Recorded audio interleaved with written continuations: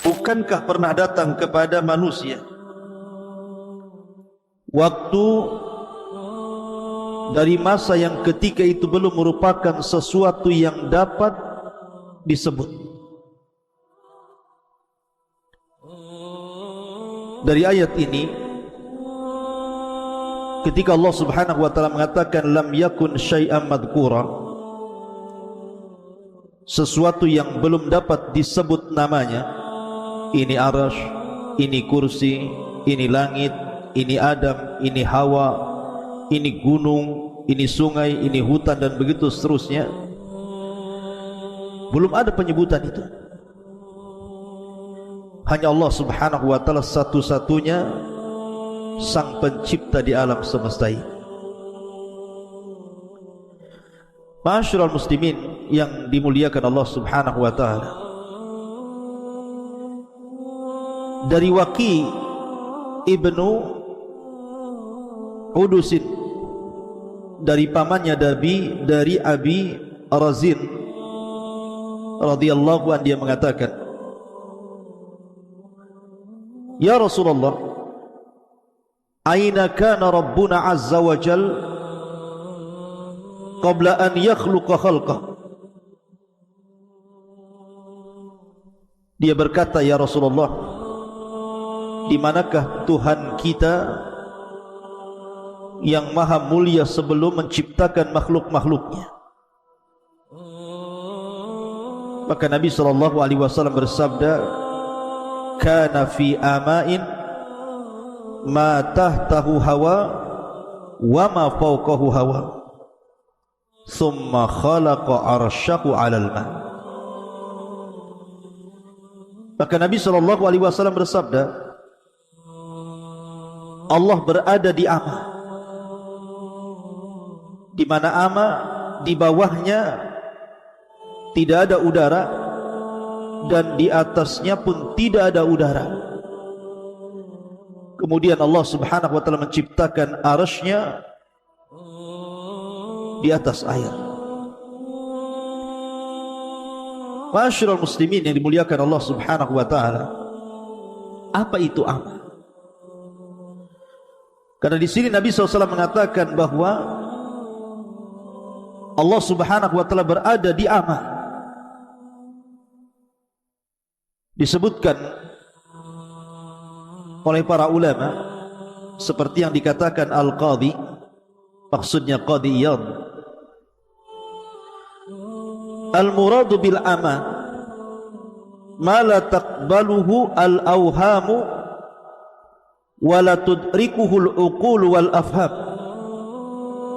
abbara an adamil makani bima la yudrak wa la yutawahham, wa an adami ma yahwihi wa yuhitu bihil hawa, fa innahu yutlaqu wa yuradu bihil khala alladhi huwa ibaratun an adamil jismi liyakuna aqraba ila fahmis sami. Ma'asyiral muslimin yang dimuliakan Allah Azza wa Jalla, beliau mengatakan yang dimaksud dengan ama adalah sesuatu yang tidak bisa diterima oleh imajinasi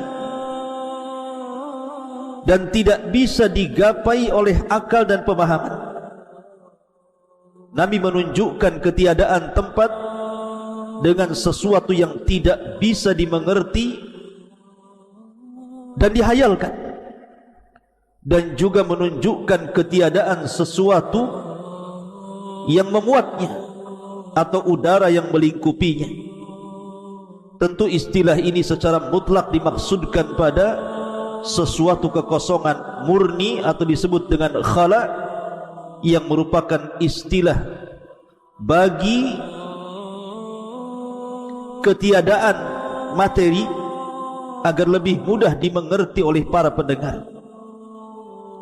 Intinya bahwa sebelum Allah Subhanahu wa taala menciptakan makhluk-makhluknya, sebelum ada saya, sebelum ada Anda, sebelum ada Adam, sebelum ada Hawa, sebelum ada langit dan bumi, bahkan sebelum ada langit, kursi, bahkan sebelum ada arasy, maka Allah subhanahu wa ta'ala berada di ama. Dan ama itu diambil dari umyun, artinya buta. Orang buta itu, kalau anda memejamkan mata, kira-kira apa yang anda lihat? Kegelapan, bukan? Artinya di sini bahwa kita tidak bisa membayangkan di mana Allah. Yang jelas Allah satu-satunya dan tidak ada makhluk sebelumnya. Dan Allah subhanahu wa ta'ala adalah awal wa laysa qablahu syai'. Allah adalah yang pertama dan Allah tidak didahului dengan ketidakadaan. Makanya dalam Sahih Bukhari Nabi SAW bersabda, kana Allahu wa lam yakun syai'un ghairuhu. Allah telah ada dan saat itu tidak ada apapun selain Allah subhanahu wa ta'ala. Ma'asyiral muslimin yang dimuliakan Allah subhanahu wa ta'ala, dalam sebuah hadis dari Imran ibn Husain radhiyallahu anhuma, dia menceritakan suatu ketika aku berada di sisi Nabi sallallahu alaihi wasallam, tiba-tiba datang sebuah kaum dari Bani Tamim, dari Yaman. Faqala, maka Nabi sallallahu alaihi wasallam mengatakan, aqbilul busyra ya Bani Tamim. Qalu basyartana fa'tina. Fadakhala an-nasu min ahli al-Yaman. Afwan, maksudnya Bani Tamim ini datang kepada Nabi sallallahu alaihi wasallam. Kemudian Rasul mengatakan, bergembiralah wahai Bani Tamim atas hidayah yang telah Allah anugerahkan kepada kalian, hidayah Islam ini. Maka Bani Tamim mengatakan, engkau sudah menghabar gembirakan kepada kami, maka berikan hadiah kepada kami. Maka Nabi SAW diam sampai masuk orang-orang Yaman. Maka Nabi SAW mengatakan kepada orang-orang Yaman, aqbilul busyra ya ahlal Yaman, idh lam yakbaluha Banu Tamim. Terimalah wahai penduduk Yaman kabar gembira yang tidak diterima oleh Bani Tamim. Maka mereka mengatakan, qabilna, kami menerima kabar gembira itu dari engkau wahai Rasul. Ji'naka linatafaqqaha fid din wa linas'alaka an awwali hadzal amri maka. Maka ahli Yaman mengatakan, kami datang kepadamu untuk belajar agama wahai Rasul, dan kami hendak bertanya kepadamu tentang masalah yang pertama kali terhadap urusan yang saya ingin atau kami katakan kepada anda, di mana Allah sebelum Allah menciptakan segala sesuatu. Lihat bagaimana keistimewaan Bani ataupun ahli Yaman dibandingkan Bani Tamim. Bani Tamim minta hadiah, minta harta, minta dunia, tapi ahli Yaman tidak minta itu. Dia hanya minta ilmu kepada Nabi SAW, dan yang pertama bertanya soal di mana Allah sebelum Allah menciptakan segala sesuatu. Ini pertanyaan yang berbobot, ikhwan. Maka Nabi SAW mengatakan, kana Allahu wa lam yakun syai'un qabla. Adalah Allah subhanahu wa ta'ala, dialah satu-satunya dan sebelumnya belum ada sesuatu. Wa kana arshuhu 'alal ma', dan arsy-Nya Allah berada di atas air. Thumma khalaqas samawati wal arda wa kataba fi dzikri kulli syai'. Kemudian Allah ciptakan langit dan bumi, dan Allah catat fi dzikri kulli syai', pada lauhil mahfuz segala sesuatu yang akan terjadi.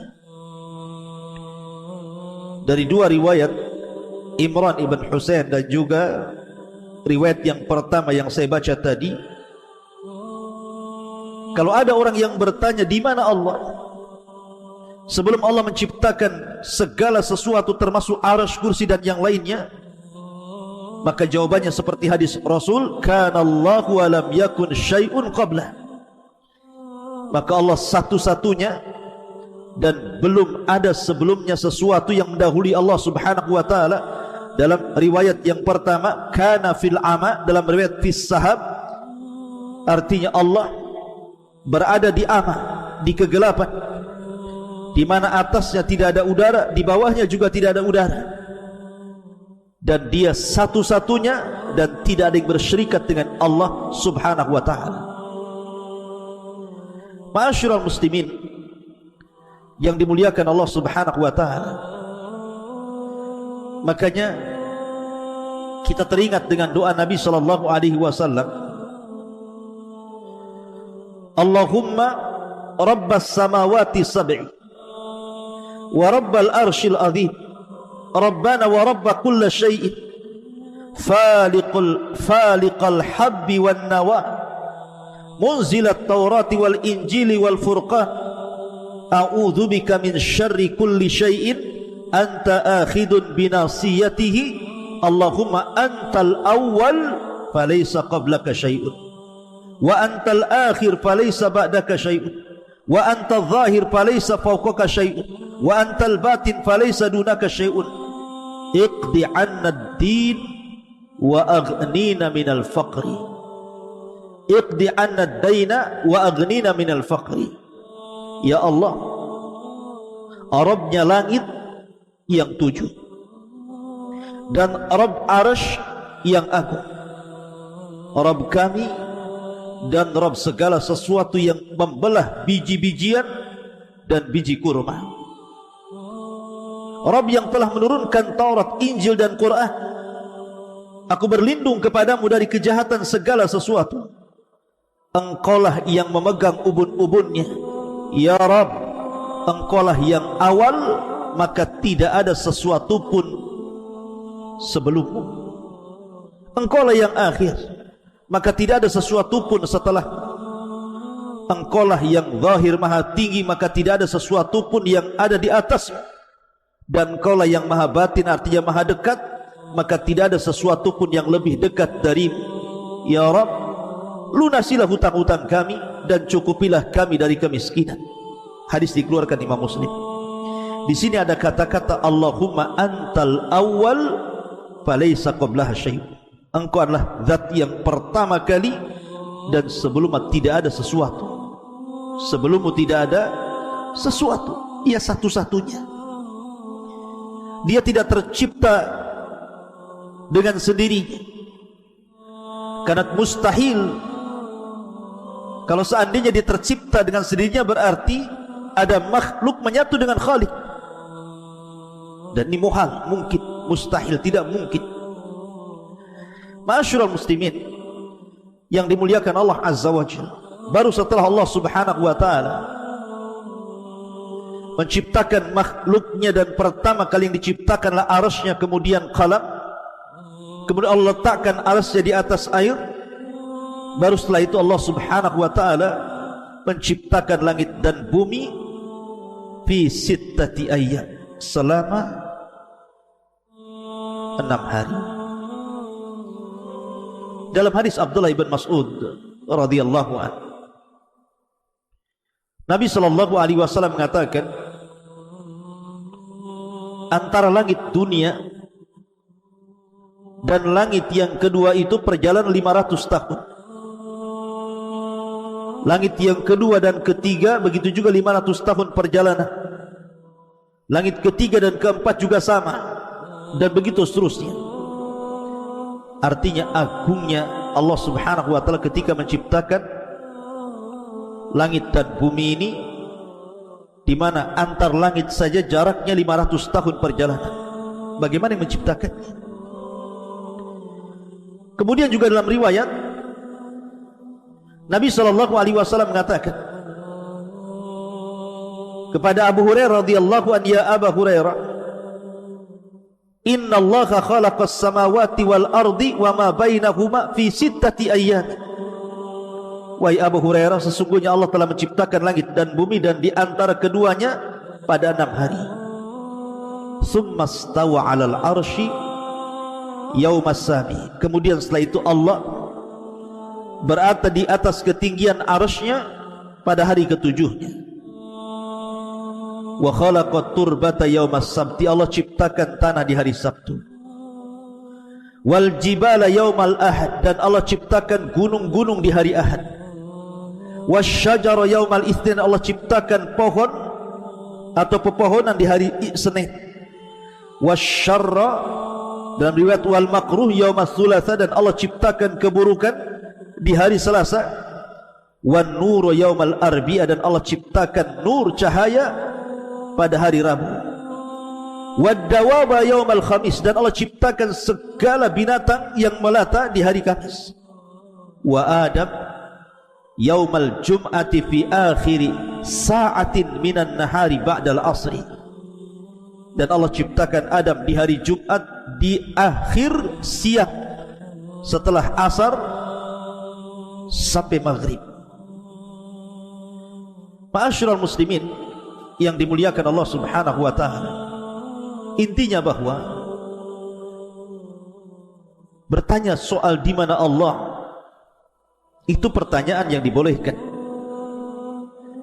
Karena juga ada riwayat ketika ada seorang sahabat hendak memerdekakan seorang jariyah, budak wanita. Kemudian sahabat ini mengatakan, "Ya Rasulullah, apakah saya patut untuk memerdekakan budak wanita ini?" Karena Nabi SAW, baik, saya akan uji budak wanita ini. Kemudian Nabi SAW mendekati budak wanita itu dan mengatakan, "Aina Allah?" Di mana Allah? Maka budak wanita itu mengatakan, "Allahu fis sama." Allah berada di atas ketinggian. Sama itu artinya secara bahasa ma fawqa ra'si fahuwa sama. Sesuatu yang di atas kepala itu disebut sama. Artinya Allah berada di atas ketinggian sana. Maka Rasul mengatakan, "A'tikha fa innaha mu'minah." Merdekakan dia karena dia seorang wanita mukminah. Artinya Nabi SAW bertanya, "Aina Allah?" Di mana Allah? Kemudian juga tadi orang Yaman bertanya kepada Rasul tentang di mana Allah sebelum menciptakan langit dan bumi. Artinya pertanyaan di mana Allah tidak mengapa dalam syariat.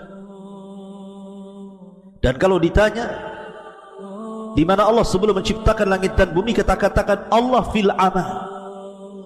Allah itu di ama, di atas kegelapan yang tidak ada udara di atasnya, tidak ada udara di bawahnya. Sebagaimana tadi sudah dijelaskan menurut pendapat Al-Qadi rahimahullahu ta'ala, yang dimaksud ama adalah sesuatu yang tidak bisa diterima oleh imajinasi apapun dan tidak bisa digapai oleh akal dan pemahaman. Tidak bisa kita gambarkan. Kemudian makhluk yang pertama Allah ciptakan arsy, kemudian qalam, kemudian kursi, kemudian yang lainnya termasuk setelahnya langit dan bumi, dan di antara keduanya. Dan ketika kalian berkata kepada Musa, "Wahai Musa, kami tidak beriman dengan kenabianmu. Kami tidak beriman dengan kenabianmu sampai kami melihat Allah secara terang-terangan." Inilah kelancangan Bani Israel, orang-orang pilihan mereka kepada Musa. Maka mereka kemudian dihukum serta-merta pada waktu itu. Tiba-tiba permintaan itu langsung dibalas dengan azab. Tiba-tiba muncul halilintar dan membunuh mereka semuanya. Makanya Allah mengatakan, "Fa'akhadatkumus sa'iqatu wa antum tanzur." Tiba-tiba datang halilintar menyambar kalian dan kalian menyaksikan kematian kalian sendiri. Jadi Allah Subhanahu wa taala turunkan azab kepada orang-orang pilihan Bani Israel karena meminta kepada Musa untuk diperlihatkan Rabb-nya dalam rangka pembangkangan. Sengaja mereka membangkang Nabi Musa, makanya turun azab. Bicara tentang ru'yatullah, melihat Allah Subhanahu wa taala, mungkinkah kita melihat Allah di bumi? Kalau seandainya tidak mungkin, kenapa pula Allah tidak bisa dilihat? Dan kapan kita bisa melihat Allah? Ini pertanyaan-pertanyaan yang harus dijawab. Yang pertama, mungkinkah Allah Subhanahu wa taala terlihat di bumi? Kita katakan mustahil dan tidak mungkin. Bukan Allah Subhanahu wa taala tidak bisa dilihat, tapi pandangan kita yang tidak sanggup melihatnya. Jangankan Allah Subhanahu wa taala yang kita lihat, makhluk Allah Subhanahu wa taala berupa matahari saja. Anda lihat matahari, coba antum pelototi matahari itu 5 menit saja. Apa enggak merah itu? Langsung diinstal tuh maka mata antum. Matahari saja kita tidak sanggup bermenit-menit melihat. Itu baru makhluk Allah. Kalau matahari saja yang merupakan makhluk Allah Subhanahu wa taala tidak bisa Anda lihat, bagaimana Allah Subhanahu wa taala? Matahari itu bukan tidak bisa dilihat, tapi kita tidak sanggup melihatnya. Kita hanya sanggup beberapa menit saja, habis itu silau. Itu terjadi kepada makhluk, maka kepada Allah mimbabil aula, tentu lebih utama dibandingkan kepada makhluknya sendiri. Dan sesuatu yang tidak bisa terlihat bukan berarti bendanya tidak ada. Angin saja, di sini ada kipas berapa ini? Kita bisa merasakan angin kipas ini ke badan kita. Tapi antum bisa melihat bentuk angin yang menerpa badan antum kan tidak bisa. Seperti apa bentuk angin itu? Itu pada makhluk itu. Tapi bukan berarti kemudian kita katakan gak ada angin. Buktinya ada kan gitu, kita terasa. Jadi bukan sesuatu yang tidak bisa kita lihat itu berarti bendanya tidak ada. Bendanya ada, cuman tidak bisa terlihat. Itu kepada makhluk. Orang kesetrum mati, orang tidak bisa melihat setrum kayak apa gitu. Jadi intinya bahwa tidak sesuatu yang tidak bisa dilihat itu bukan berarti tidak ada bendanya. Ada bendanya tapi tidak sanggup kita melihatnya. Bahkan sekalipun seandainya kita datangkan alat canggih teknologi sekarang yang bisa melihat bakteri-bakteri itu saja terkadang tidak bisa melihat angin dengan alat yang canggih itu. Padahal itu makhluk Allah Azza wa Jalla. Bagaimana zat yang menciptakannya? Maka tentu tidak bisa dilihat lagi. Dan zat Allah itu ada dan kita bisa rasakan keberadaannya dengan melihat ayat-ayat kauniyah dan ayat-ayat syar'iyah. Ma'asyiral muslimin yang dimuliakan Allah Azza wa Jalla, ditambah-tambah ada riwayat dalam Sahih Muslim, Nabi SAW pernah berkhutbah dan menyebutkan 4 perkara, semua tentang zat Allah. Salah satunya Nabi SAW menyebutnya, Innallaha la yanam wa la yanbaghi an yanam. Allah itu tidak tidur dan tidak layak bagi Allah itu tidur. Sebab kalau Allah Subhanahu wa taala tidur, hancur alam semesta ini. Karena bagaimanapun setiap hari Allah itu punya kesibukan. Yang ini diberikan rizki, yang ini dimiskinkan, yang ini dikayakan, yang ini dilaparkan, yang ini dikenyangkan, begitu seterusnya. Setiap hari itu ada kesibukan. Makanya ketika Musa alaihi salatu wassalam bertanya kepada Allah Subhanahu wa taala, apakah Allah Subhanahu wa taala tidur? Maka Allah Subhanahu wa taala mengatakan kepada Musa, berdirilah wahai Musa. Kemudian peganglah 2 mangkuk di tangan kanan dan kirimu, isi air mangkuk itu.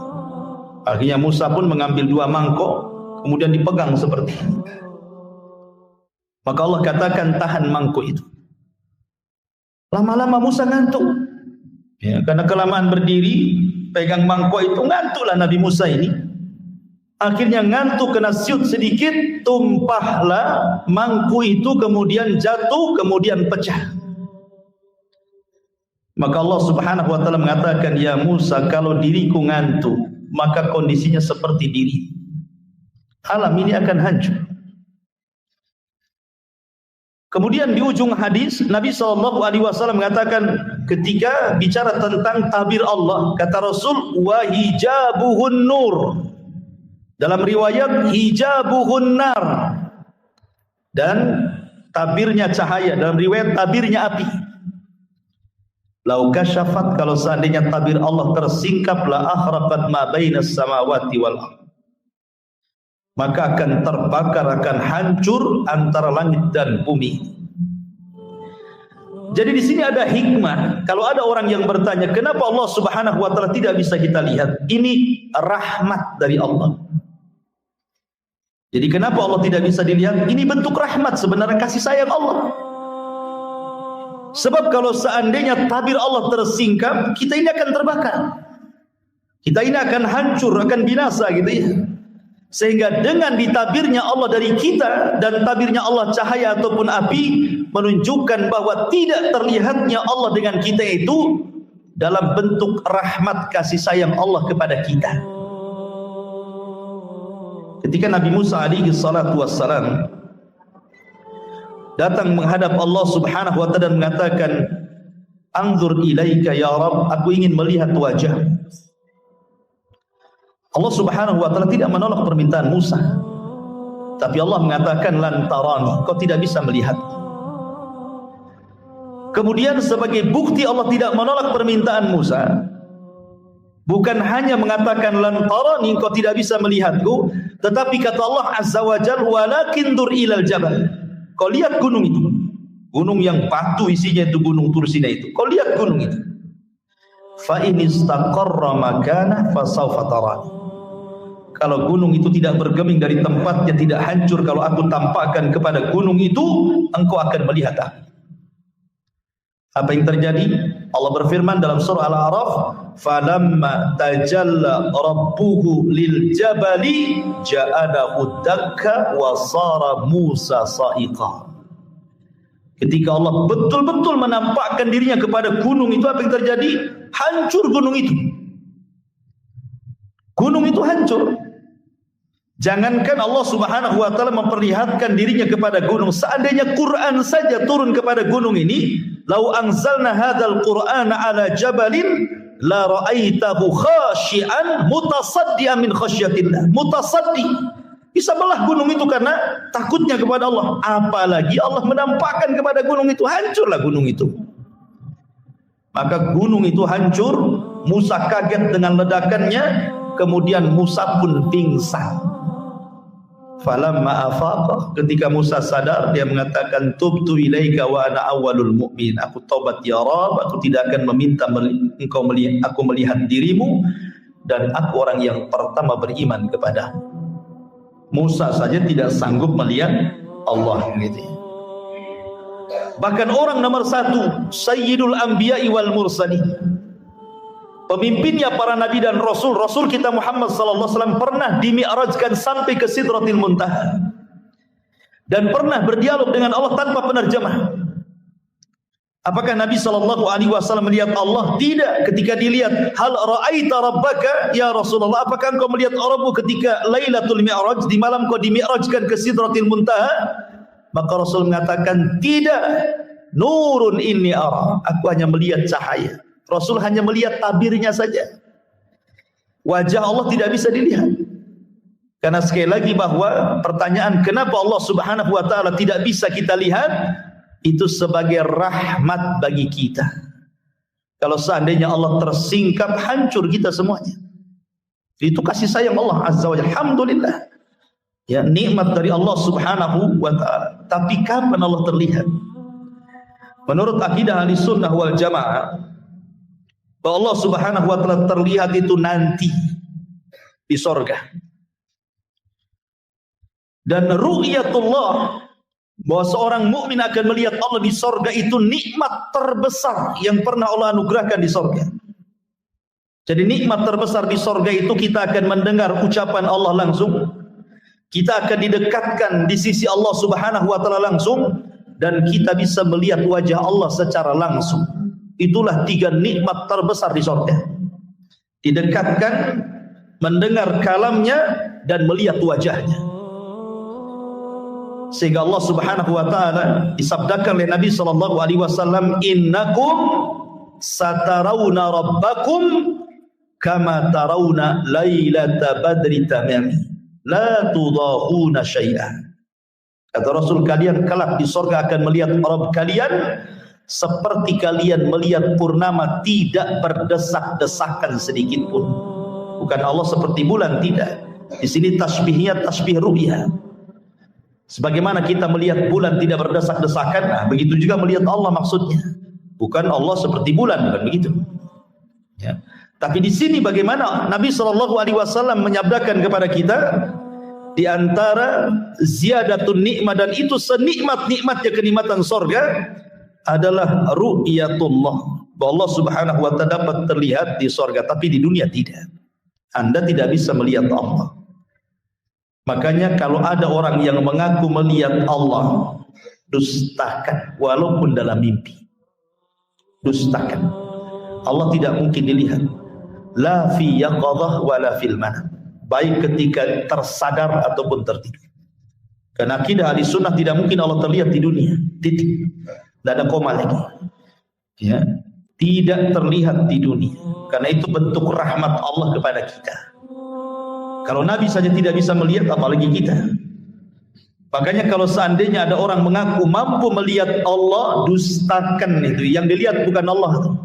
Bisa saja syaitan, bisa saja jin gitu ya. Sebagaimana yang sering saya jelaskan, pernah terjadi di Batam ini orang yang mengaku mampu melihat Allah Subhanahu wa taala, dustakan, dia sedang menipu. Ya, dia sedang menipu karena akan bertentangan dengan nas Al-Qur'an dan hadis Nabi sallallahu alaihi wasallam. Kemudian Allah Subhanahu wa taala mengatakan, "Tsumma ba'atsnakum min ba'di mautikum la'allakum tashkurun." Ketika 12 Bani Israel ini sudah mati di sambar halilintar nih, maka Allah ingin tunjukkan kuasanya kepada mereka. Tsumma ba'atsnakum, kemudian kami bangkitkan kalian. Min ba'di mautikum, setelah kematian kalian, la'allakum tashkurun, agar kalian bersyukur. Dan ini dalil bahwa Allah Subhanahu wa taala kuasa untuk membangkitkan manusia pada hari kebangkitan. Di dunia saja Allah bisa membangkitkan orang mati. Apalagi kelak pada hari tiupan sangkakala yang kedua, maka Allah lebih qadir, lebih sanggup lagi menghidupkan setelah kematian. Karena dahulu di zaman permulaan dakwah Rasul, orang-orang jahiliyah itu mengingkari adanya berbangkit. Mereka mengingkari, enggak mungkin lagi kita dibangkitkan. Innama wa ma nuhli wa ma yuhlikuna illa dahr. Yang menghancurkan kami ini waktu. Tidak mungkin orang itu akan dibangkitkan lagi. Yang disebut dengan kelompok Dahriyah itu, yang sekarang disebut dengan ateis gitu kan. Mereka mengingkari adanya kebangkitan. Di sini Allah Subhanahu wa taala mengatakan, "Tsumma ba'atsnakum", kemudian kami bangkitkan kalian. Maksudnya di dunia, bukan di akhirat. Dan kisah Allah membangkitkan dari kematian di dunia ini dalam surah Al-Baqarah saja banyak. Salah satunya di sini kan, Allah menghidupkan 12 orang pilihan Bani Israel ketika meminta untuk diperlihatkan Allah disambar petir kemudian mati dan dihidupkan kembali. Ini kisah yang pertama. Kemudian kisah yang kedua, kisah Al-Baqarah sendiri. Kisah Al-Baqarah, kisah sapi betina. Ketika ada orang kaya mati, kemudian Bani Israel datang kepada Musa supaya diberitahu siapa pembunuhnya. Maka Musa mengatakan, sembelilah seekor sapi betina. Tapi karena mereka banyak cincong, banyak ngomong, banyak tanya, dipersulitlah mereka untuk mencari sapi betina. Tapi di ujung cerita mereka bisa membeli sapi itu walaupun dengan susah payah. Kemudian Musa memukulkan sebagian dari badan sapi itu, hidup lagi orang kaya ini. Kemudian Musa bertanya, "Man qatiluk?" Siapa pembunuh? Kemudian orang ini lirik, tuh yang bunuh saya. Habis itu mati lagi. Ya, jadi ini kisah yang kedua. Kisah yang ketiga, kisah Nabi Uzair. Uzair tidak diwafatkan. Uzair itu cuma ditidurkan 1 abad. Ditidurkan 100 tahun. Pembahasannya bukan di Uzairnya, bukan, tetapi di keledainya. Dia kan bawa keledai, kemudian bawa makanan dan minuman. Makanan dan minumannya tidak berubah sama sekali. Padahal sudah 100 tahun tuh. Tidak berubah sama sekali, minumannya yang nggak basi, makanan yang nggak basi gitu ya. Masalahnya keledainya sudah mati. Jadi keledainya itu sudah hilang, sudah tinggal tulang belulang saja, daging kulitnya tak kemana gitu. Namanya keledai diikat. Sementara Uzair tidur 100 tahun.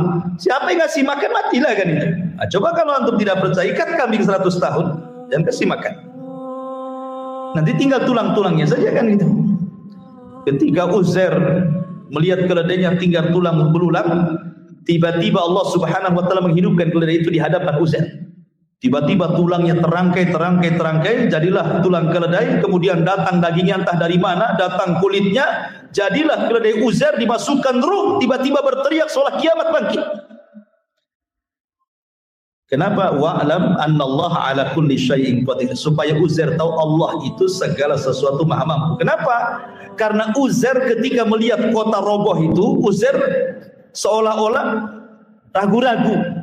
Kaifa yuhyi hadhillahu ba'da mautiha? Bagaimana mungkin Allah menghidupkan kota setelah hancur ini?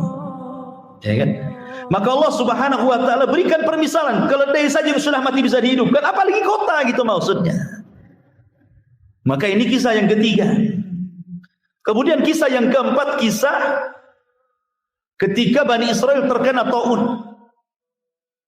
Di mana Allah Subhanahu wa taala berfirman, alam tara ilal ladzina kharaju min diyarihim wa hum ulufun hadarul maut wa qila lahum mutu tsumma ahya'u. Tidakkah kau lihat Bani Israel itu yang mereka lari dari negerinya karena menghindar kematian?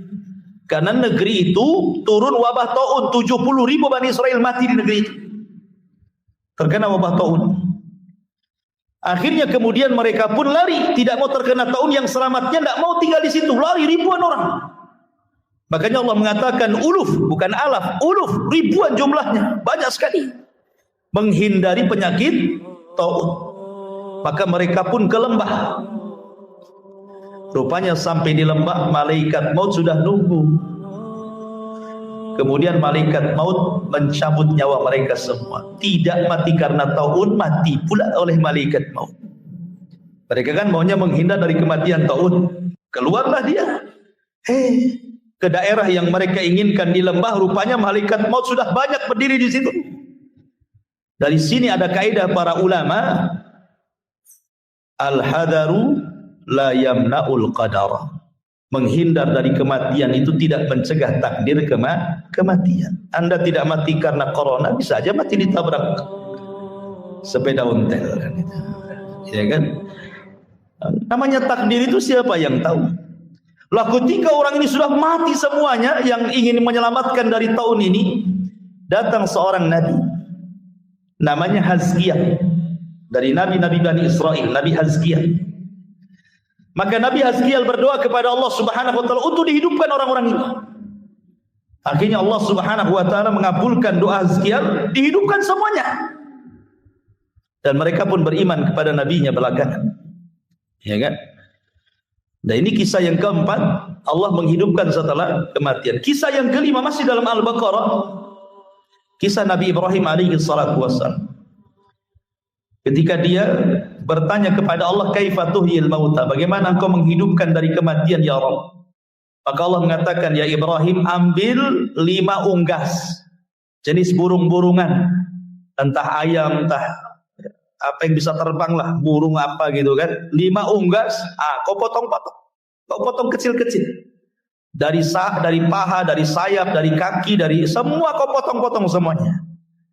Potong-potongannya itu kau letakkan di semua gunung-gunung sana. Kau pegang kepalanya satu-satu. Jadi Ibrahim hanya megang kepalanya saja. Badannya sudah dipotong-potong, sudah disebar di mana-mana bukit, di mana-mana gunung tuh. Maka Allah mengatakan, "Summad'uhunna ya'tinaka sa'ya." Kau panggil tuh badan-badannya tuh. Maka Ibrahim memanggil badan-badannya itu. tiba-tiba melesat badannya dari semua bukit dan gunung, dan tidak ada yang salah dengan kepalanya. Yang ayam ya tidak gabung dengan merpati, ya, ayam dengan ayam juga gitu ya. Jadi persis nyambung dengan binatang yang dipotongnya. Lah dari 5 kasus ini, termasuk di sini, summa ba'atsnakum min ba'di mautikum la'allakum tashkurun, bahwa kalau Allah sanggup menghidupkan dari kematian di dunia, maka Allah sanggup akan menghidupkan manusia di akhir. Maka jangan pernah mengingkari hari kebangkitan. Allah sanggup menghidupkan di dunia. Bagaimana pula Allah Subhanahu wa taala tidak sanggup menghidupkan di akhirat? Karena Allah Subhanahu wa taala itu ala kulli syai'in qadir. Atas segala sesuatu maha mampu. Kemudian Allah Subhanahu wa taala mengatakan, "Wa dhallalna 'alaikumul ghamama wa anzalna 'alaikumul manna wassalwa." Dan kami naungi kalian dengan awan, dan kami turunkan kepada kalian al-manna dan salwa, makanan man dan juga salwa. Kulu min thayyibati ma razaqnakum, makanlah apa yang kami rizkikan kepada kalian.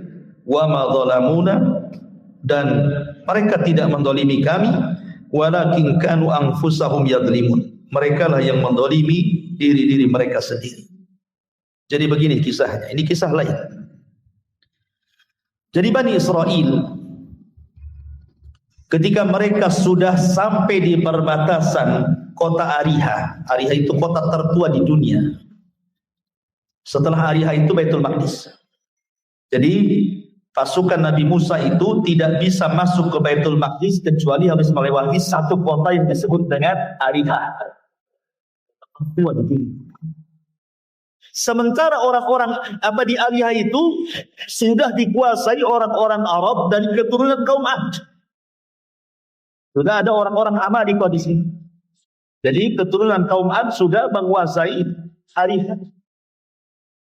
Sementara Nabi Musa tidak bisa ke Baitul Maqdis kecuali harus menyerang Ariha. Kalau tidak diserang Ariha, maka mereka tidak akan berhasil masuk Baitul Maqdis.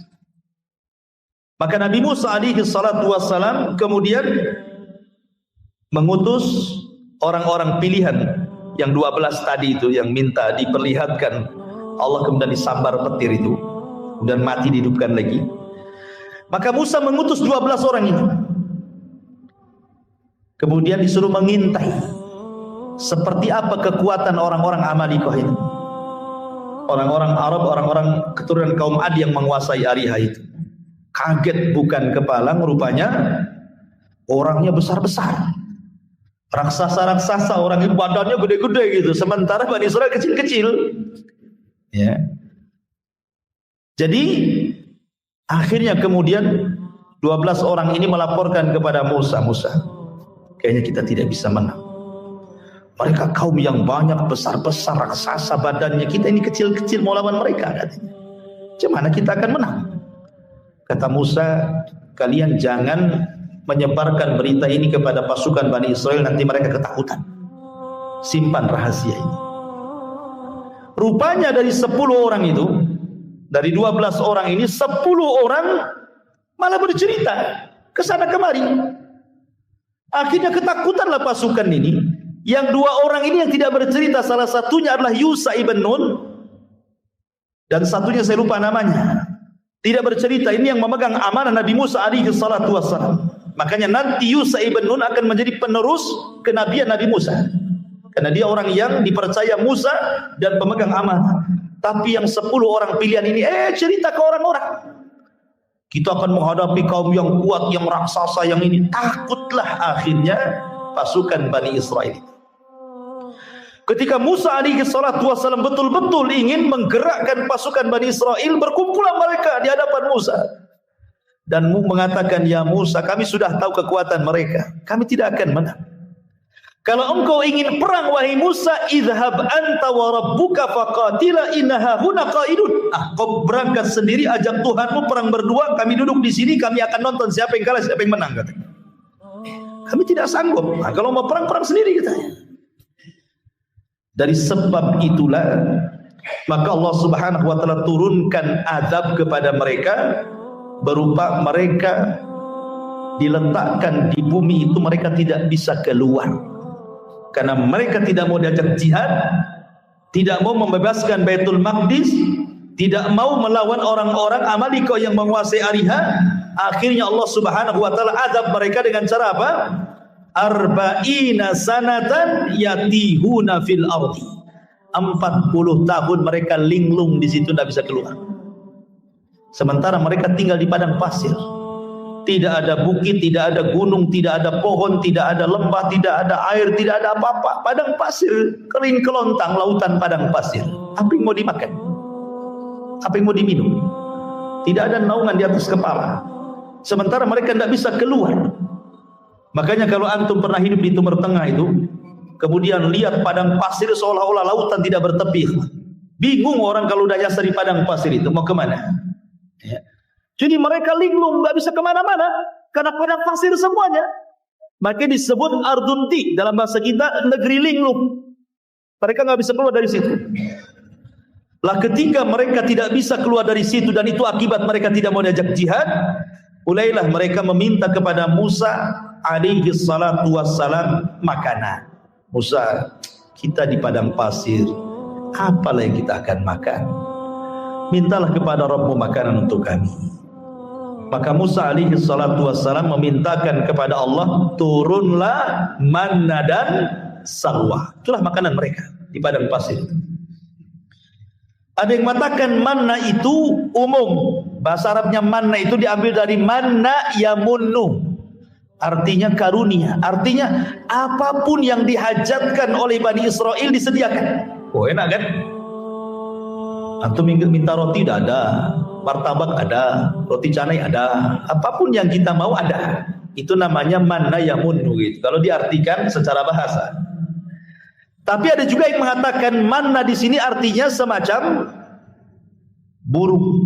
Jadi burung itu ya semacam unggas lah, ayam, mentok, pokoknya unggas-unggasan burung-burung terbang. Tinggal tunjuk saja jatuh, tinggal makan. Ya. Kemudian salwa, salwa itu berupa buah-buahan yang ada minumannya. Kalau diminum rasanya seperti madu. Itulah manna dan salwa. Jadi luar biasa Allah berikan anugerah kepada mereka makanan langsung turun dari langit. Manna dan salwa. Tapi mereka ingin minuman. Maka Musa alaihi salatu wassalam memukulkan tongkatnya di batu, keluarlah 12 mata air. Itulah minuman mereka di negeri itu. Kemudian mereka mengatakan, Musa panas, nggak ada payung, nggak ada pohon, panas. Maka mereka mengatakan, ya Musa, lindungilah kepala-kepala kami dari matahari. Dari sini Allah katakan, wa dhallalna alaikumul ghamam. Kami berikan kepada kalian naungan awan. Oh, enak kurang apa kan? Mereka sudah tidak lagi terkena sinar matahari, sudah ada awan yang menaungi kepala mereka. Sudah ada makanan manna dan salwa, sudah ada minuman mata air. Kurang apa? Itu nikmat dari Allah Subhanahu wa taala. Sehingga Allah mengatakan, "Kulu min thayyibati ma razaqnakum." Tinggal makan kalian dari yang baik-baik yang kami rizkikan kepada kalian. Wa ma dhalamuna walakin kanu anfusahum yadhlimun. Mereka tidak mendolimi kami, tapi mereka mendolimi mereka sendiri. Kenapa? Karena mulai kurang ngajar kepada Musa alaihi salatu wassalam. Apa kurang ngajarnya? Wa idh qulna dkhulu hadhil qaryah. Ya.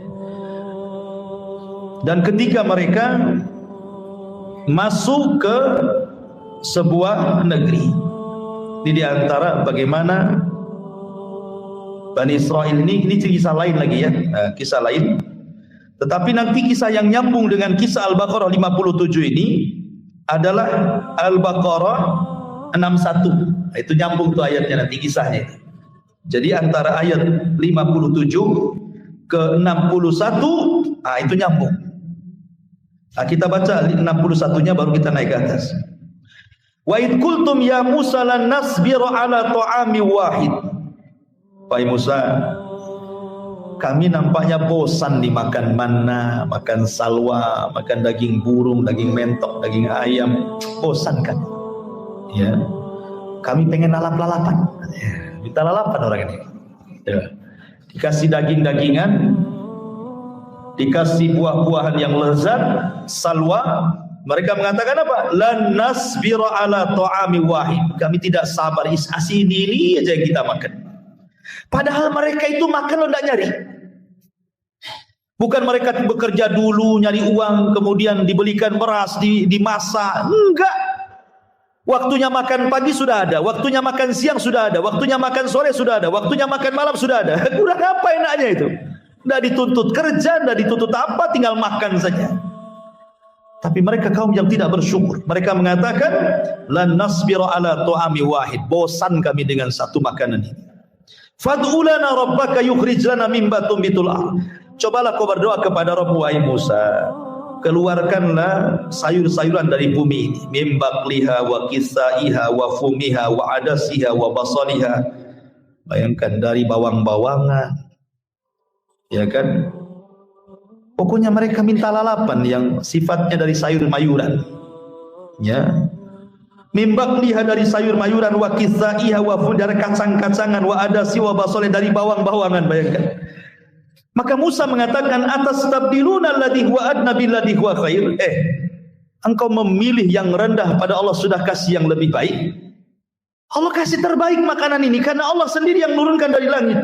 Kalian minta pula yang rendah. Kalau itu yang kalian minta, Musa mengatakan, ihbitu Misra. Itu di mana kota ada yang seperti itu, di mana desa ada, itu tinggal tanam tumbuh. Tapi makanan yang kalian makan gak ada di bumi ini, karena ini makanan dari langit masalahnya. Jadi Musa mengingatkan nikmat itu kepada Bani Israel. Tetapi apa yang terjadi? Wa dhuribat alaihimud dhillah. Akhirnya mereka mengalami kehinaan, wal maskanah, kemiskinan lagi, wa ba'u bi ghadabi minallah, dan mereka harus menanggung murka Allah Subhanahu wa taala. Akhirnya manna dan salwa itu hilang. Kemudian air juga mulai kering. Akhirnya mereka makan ala kadarnya. Tadinya sudah kaya jadi miskin lagi. Nah, inilah rasakan, ini yang kalian mau kan? Nah, itu seolah-olah Allah mengatakan seperti itu. Ini yang kalian mau. Sudah Allah anugerahkan makanan enak, ini yang kalian mau makan nih. Maka Allah datangkan kemurkaan kepada mereka. Kenapa? Dzalika bi annahum kanu yakfuruna bi ayatillah, karena mereka kufur dengan ayat-ayat Allah, wa yaqtuluna an-nabiyina bi ghairil haqq, karena membunuh para nabi dengan tanpa ada hak yang dibenarkan. Dzalika bima asaw wa kanu ya'tadun, karena mereka bermaksiat dan mereka melampaui batas. Baik. Kemudian Allah Subhanahu wa taala melanjutkan kisahnya. Wa id qulna dkhulu hadhihi al-qaryata faqulu minha haitsu syi'tum ragada wadkhulul baba sujjadan wa qulu hittatun naghfir lakum khotoyakum wa sanazidul muhsinin. Jadi ceritanya begini. Nabi Musa hidup selama 40 tahun di negeri linglung. Begitu juga Harun alaihi salam. Tapi Allah takdirkan keduanya wafat. Keduanya wafat di negeri ini. Belum berhasil merebut Baitul Maqdis. Musa dan Harun sudah wafat di negeri linglung selama 40 tahun itu. Akhirnya generasi para pengecut itu sudah mati juga. Datanglah anak-anak mereka. Lah anak-anak mereka ini akhirnya dididik oleh Yusha ibn Nun untuk menjadi para pemberani. Dan setelah kematian Musa, Bani Israel menyesal. Itulah terkadang ketika Nabi Musa di masa hidup mereka suka mengejek Musa, menghina Musa, bahkan sampai menyakiti Musa, sampai Rasul mengatakan rahimallah akhu Musa laqad udhiya katsiran fasabar. Semoga Allah merahmati saudara kita Musa. Dia banyak diuji Bani Israel tapi dia sabar. Sabar Nabi Musa itu. Bayangkan difitnah oleh Bani Israel dengan berbagai macam fitnah. Sampai kepada masalah pribadi privasinya itu difitnah oleh Bani Israel. Ketika Musa tidak mau mandi bareng. Kan kebiasaan Bani Israel kan suka mandi bareng kayak kita di desa-desa kan. Zaman bahula kan gitu ya. Belum di rumah itu belum ada kamar mandi, belum ada toilet jongkok, apalagi duduk gitu ya.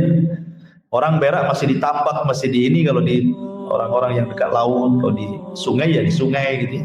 Jadi jam 3 pagi itu udah sibuk tuh orang nongkrong-nongkrong di pinggir sungai itu kan. Tah ngapain dia jam 3 tuh. Tapi yang jelas bahwa orang dulu itu kan biasa itu mandi di sungai rame-rame. Mana punya malu? Gak ada malu. Kalau sekarang atau sudah ngaji malu lah. Kalau antum tak malu, tak ada malu lah. Kalau orang dulu kan biasa saja mandi. Antum mau pakai daleman saja, perempuan juga sama seperti itu gitu kan.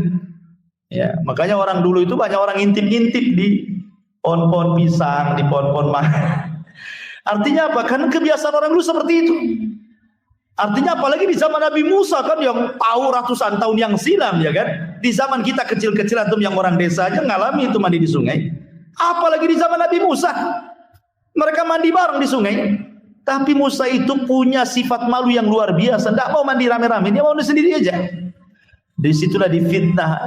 Jangan-jangan Nabi Musa badannya kayak banci, gitu. Tidak ada tenaganya, nggak ada ototnya. Gitu. Paling dia punya penyakit tuh di badannya, makanya nggak nyampur sama kita mandinya. Gitu. Kedengaran sama Nabi Musa.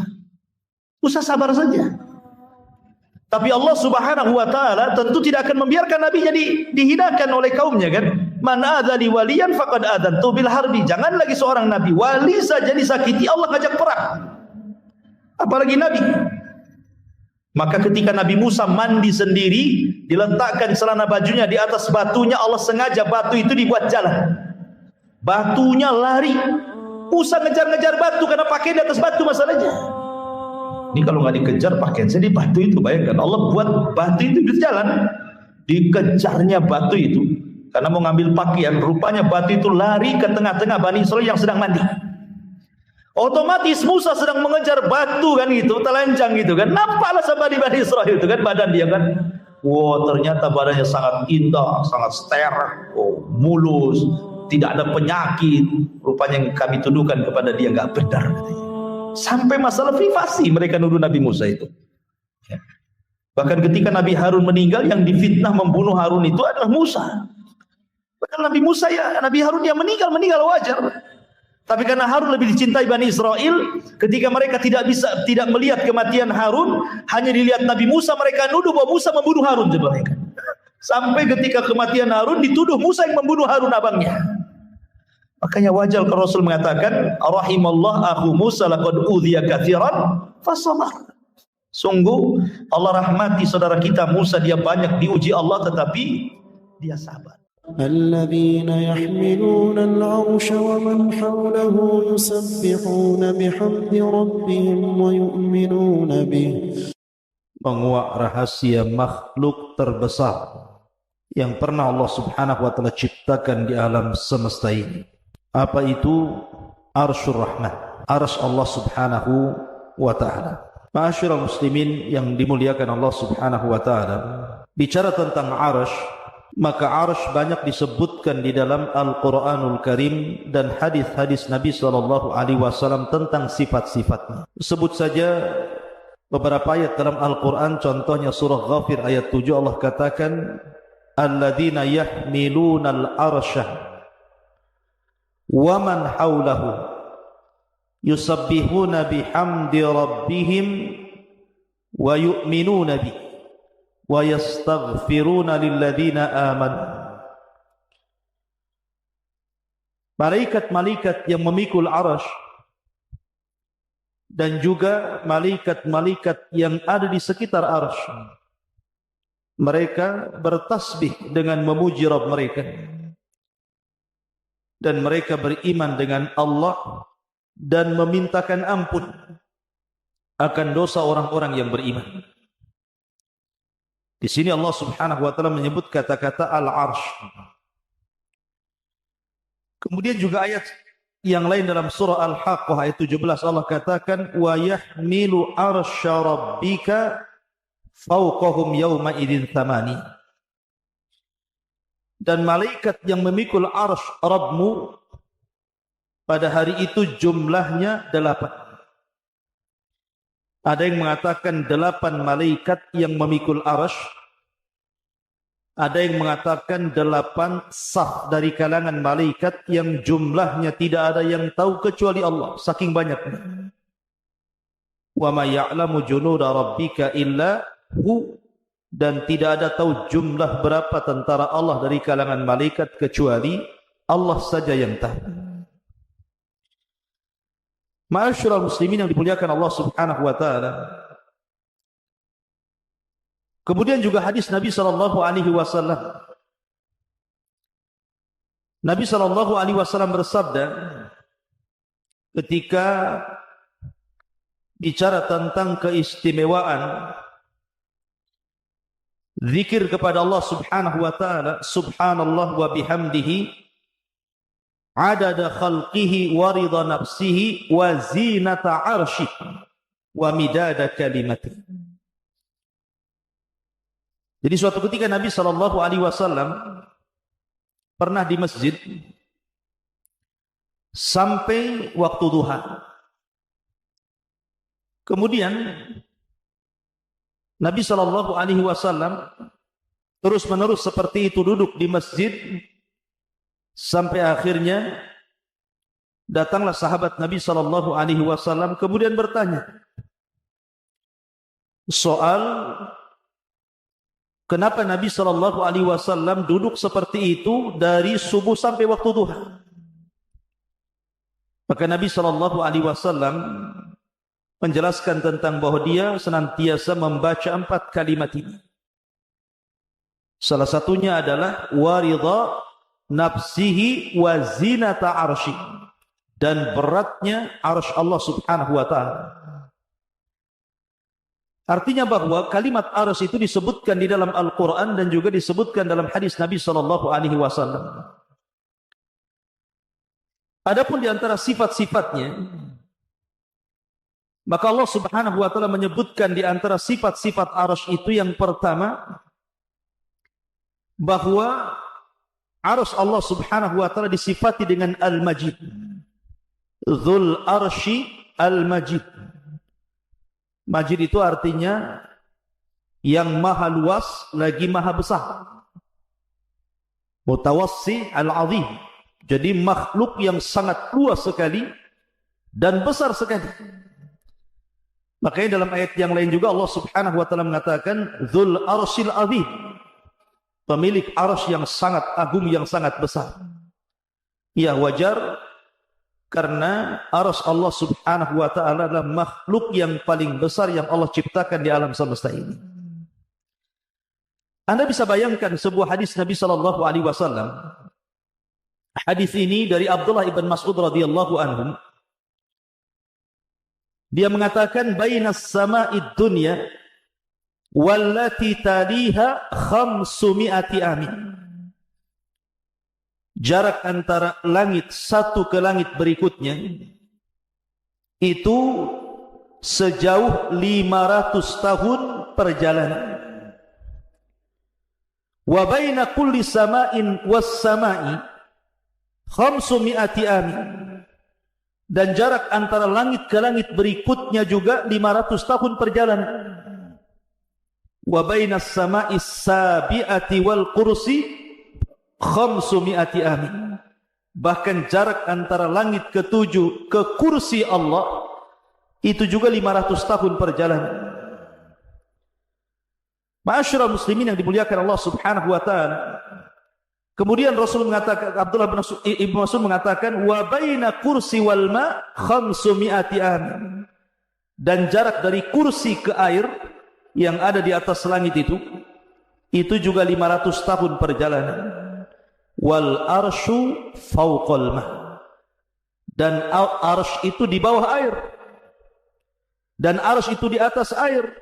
Wallahu fawqal arsy, dan Allah di atas arsy. La yakhfa alaihi syai'un min a'malikum. Allah tidak mungkin tersembunyi sedikit pun dari amal-amal kalian. Coba perhatikan di sini. Jarak bumi ke langit itu, kata Abdullah bin Mas'ud radhiyallahu anhu, itu perjalanan 500 tahun. Tentu kalimat perjalanan 500 tahun ini sesuai dengan waktu, sesuai dengan apa yang kita rasakan hari ini. Coba Anda lihat bintang yang ada di langit itu. Apabila tidak sedang hujan ataupun awan tidak sedang hitam, tentu kita bisa lihat bintang itu. Sementara menurut ulama falak, satu bintang itu besarnya bisa ratusan kali bumi. Satu bintang itu besarnya bisa ratusan kali bumi, sementara kita hanya melihat bintang itu kecil seperti kelereng. Artinya bahwa ketika Abdullah ibn Mas'ud radhiyallahu anhu mengatakan bahwa jarak antara bumi ke langit itu 500 tahun perjalanan, masuk di akal. Al-Imam Ibnu Utsaimin rahimahullahu taala ketika memberikan catatan kepada riwayat Abdullah ibn Mas'ud radhiyallahu anhu ini, memang perkataan ini adalah mauquf. Artinya ini perkataan sahabat Rasul sallallahu alaihi wasallam Abdullah ibn Mas'ud radhiyallahu anhu. Akan tetapi ini kan perkara gaib. Mengukur jarak dari bumi ke langit pertama, dari langit pertama ke langit kedua, ketiga, keempat sampai ketujuh, dari langit ketujuh sampai ke kursi, dari kursi sampai ke air, dari air sampai ke arasy. Ini kan perkara gaib. Tidak ada yang tahu kecuali Allah Subhanahu wa taala. Dan Abdullah ibn Mas'ud radhiyallahu an tidak dikenal seperti Abdullah bin Abbas suka meriwayatkan dari Israiliyah. Abdullah ibn Mas'ud itu tidak.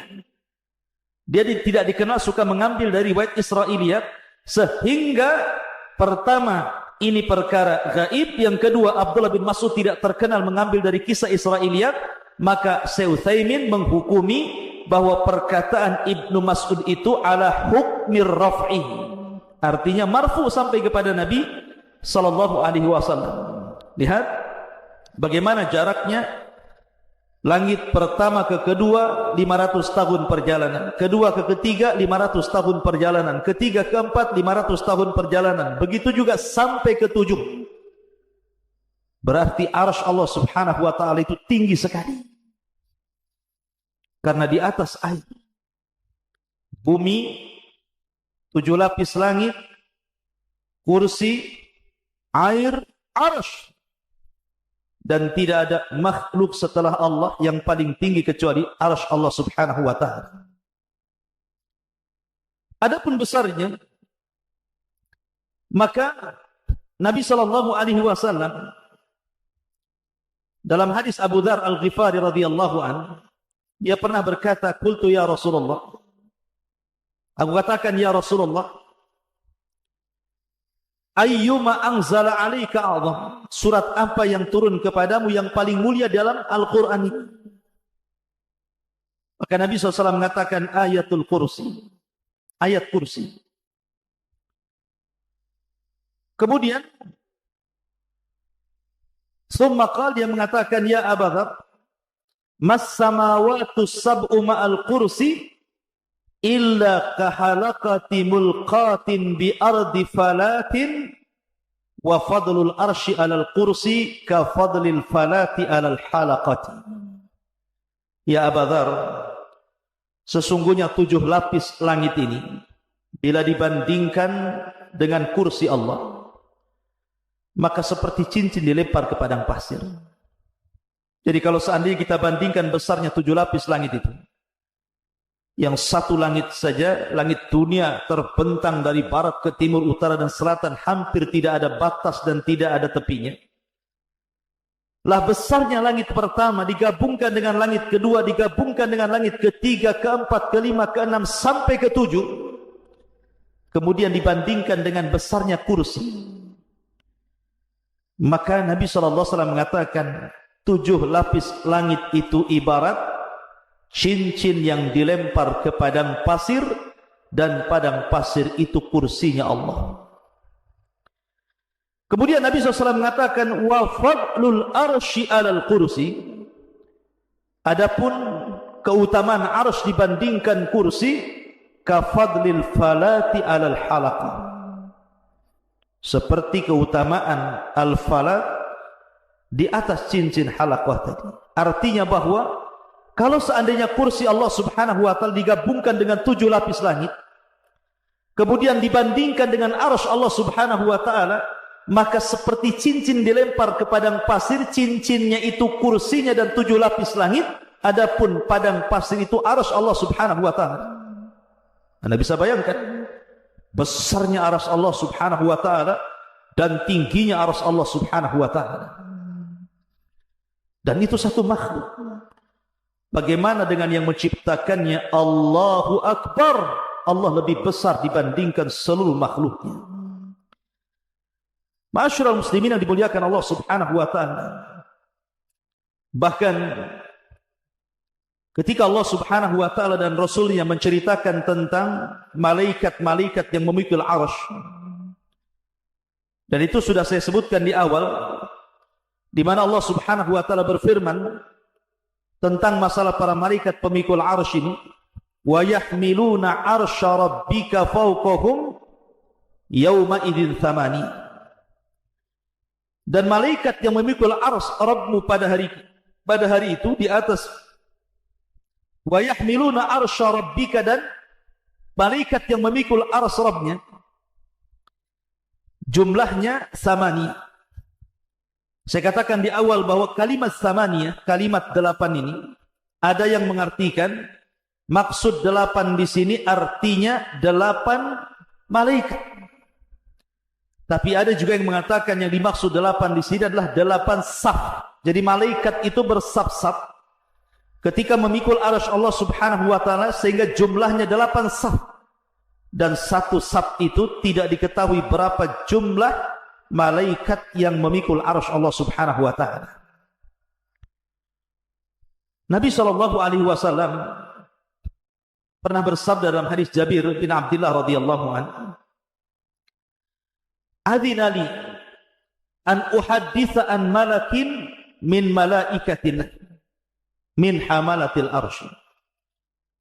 Telah diizinkan kepadaku oleh Allah Subhanahu wa taala agar aku menceritakan tentang satu malaikat dari sekian malaikat-malaikat Allah, dari malaikat-malaikat pemikul arsy.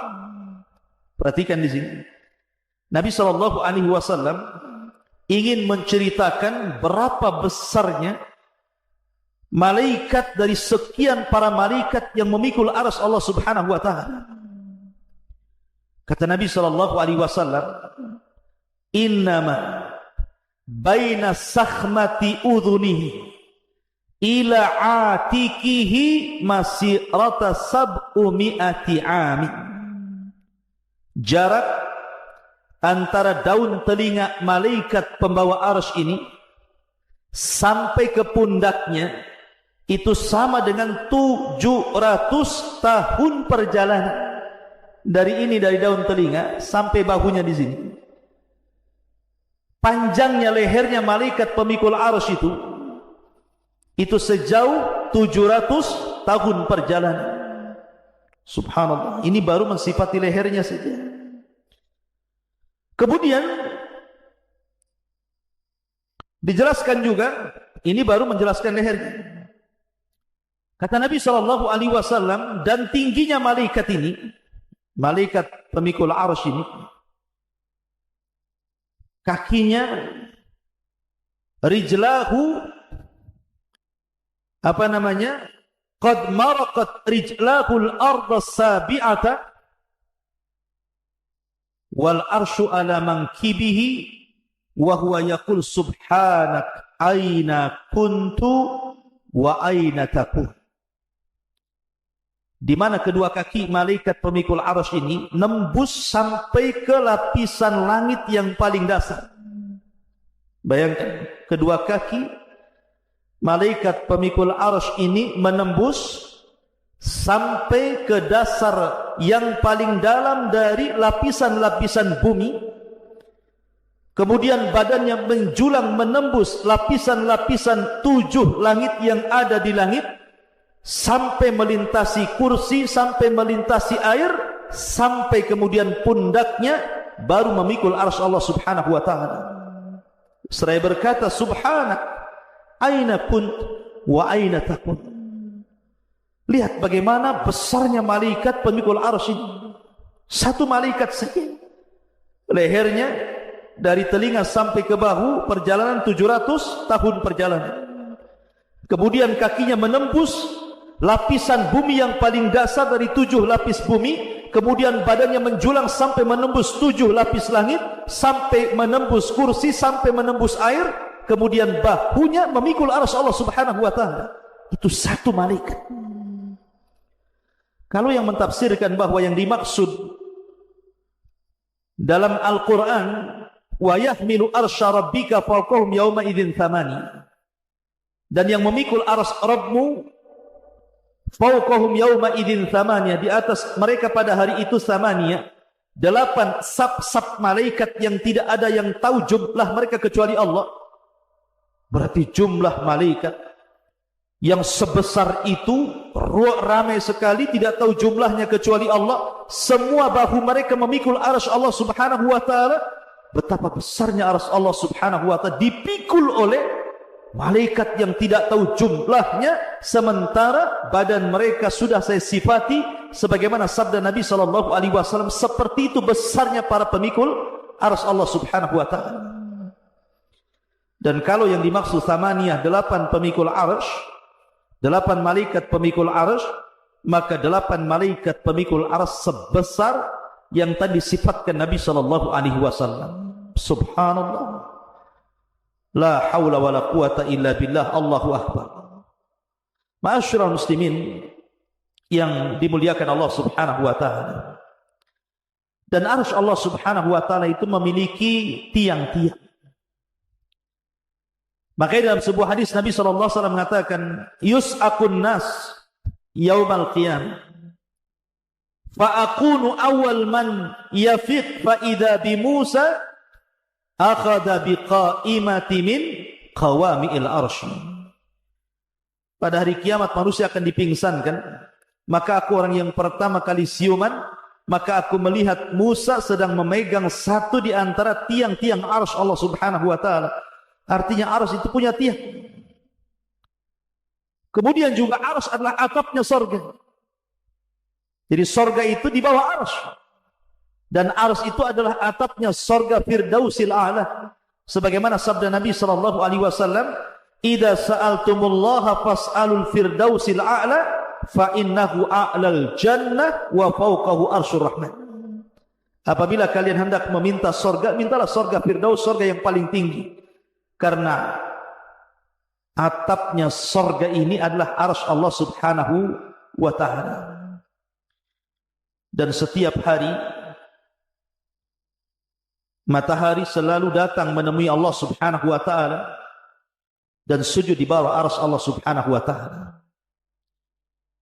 Dalam sebuah hadis yang dikeluarkan Bukhari dan Muslim, ketika para sahabat melihat dan juga Nabi sallallahu alaihi wasallam matahari hendak tenggelam, matahari itu hampir tenggelam ke arah barat. Maka Rasul mengatakan, ya Abadar, atadri aina taghrub? Abadar, kamu tahu enggak matahari itu kemana perginya ketika dia tenggelam? Maka Abu Dar mengatakan, Allah wa Rasuluh a'lam, Allah dan Rasul yang tahu. Maka Rasul mengatakan, mustaqarruha tahtal arsy.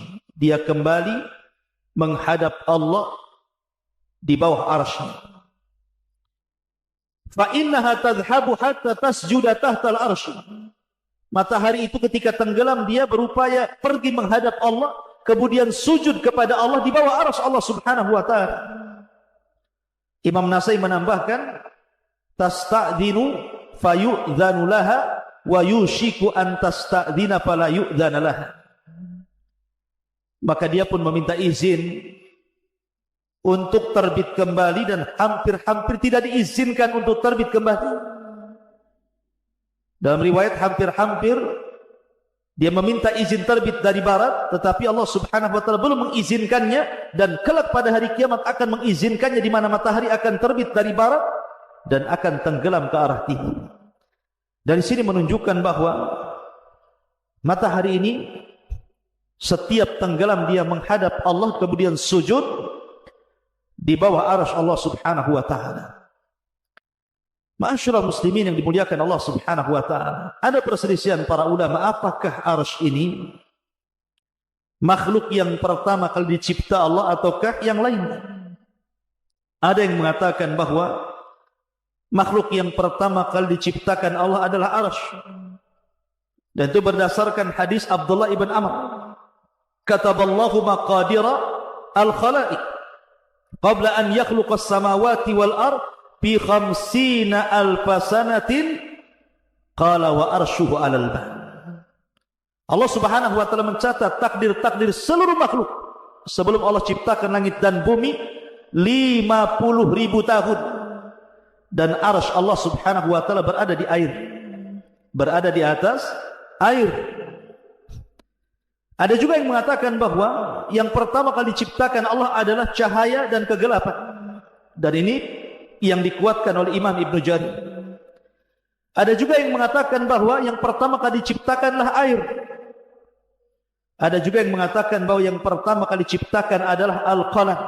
Tetapi pendapat mayoritas para ulama, sebagaimana dinyatakan Syekhul Islam Ibnu Taimiyah rahimahullahu taala dan yang dikuatkan oleh Al-Imam Ibnu Hajar Al-Asqalani rahimahullahu taala, bahwa yang pertama kali diciptakan Allah adalah arsy sebelum yang lainnya.